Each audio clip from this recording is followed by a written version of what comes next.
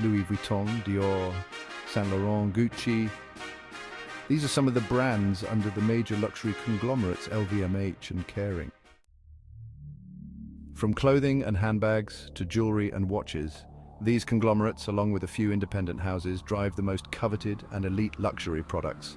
This industry is a powerhouse. But who are the primary customers of these huge conglomerates? Surprisingly, it's predominantly the upper middle class, not the elite or upper class, that sustains the industry. Jean-Jacques Guillaume, the chief financial officer at LVMH, told the Financial Times, "We don't sell most Louis Vuitton products to rich people.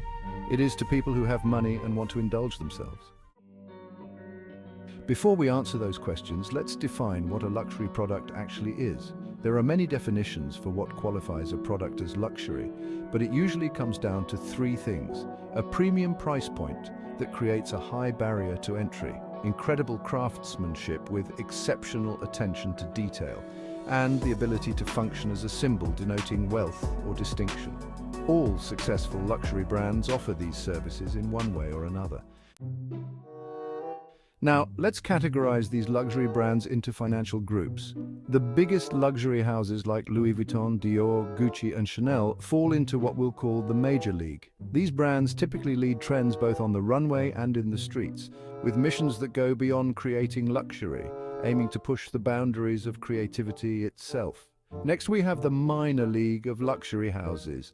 This group includes brands like Celine, Saint Laurent, Armani, and Balenciaga, generating around $2 to $5 billion in annual revenue. These brands often focus on maintaining a traditional identity or pushing creative boundaries within their niche. Some brands in this group, such as Loro, Piana, Brunello, Cucinelli, Bottega Veneta, and Loro, generate annual revenues under $2 billion and cater to a niche of luxury consumers. These brands often align with the philosophy of quiet luxury, offering products that are understated and exclusive.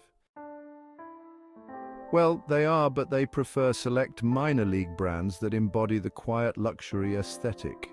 Quiet luxury is about subtlety, using few or no logos, a subdued color palette, and no flamboyant designs. It's about elevating normal clothes to signify wealth without ostentation. Sign value, a term by French sociologist Jean Baudrillard, functions as the cornerstone of a luxury product. It delves into what an item symbolizes in social, cultural, or personal context. In luxury, sign value drives the industry, revealing why minor league brands might possess symbolic significance equivalent to or even surpassing major league brands. The 1% adopt a sign value that signals they aren't new money, avoiding flashy displays of wealth. They prefer a restrained style that suggests long-standing generational wealth, reflecting a cultural narrative of tradition and refinement. This preference also applies to members of the LVMH family who embrace a simplistic approach to style. So the 1% avoid overt luxury because they want to personify wealth themselves. Brands like Brunello, Cucinelli, Loro, Piana, and Ralph Lauren capture their attention. Meanwhile, the upper middle class drives the luxury market, purchasing products that signify their financial status.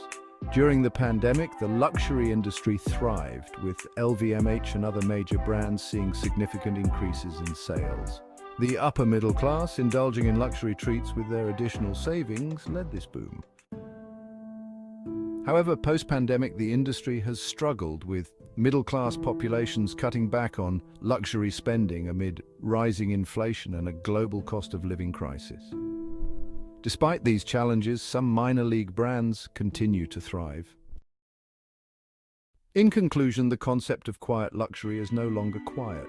It has become a trend among all demographics, with some middle-class individuals shifting their preferences towards this new sign value.